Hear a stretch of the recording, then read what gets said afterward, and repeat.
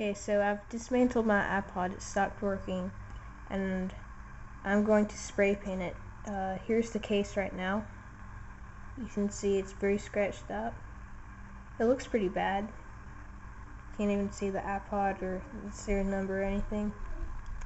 There's the inside. This little thing is the clicker sound. But this is the empty shell. I'm gonna sand it and spray paint it, and then I'll bake it, and it should look a whole lot better when I'm done.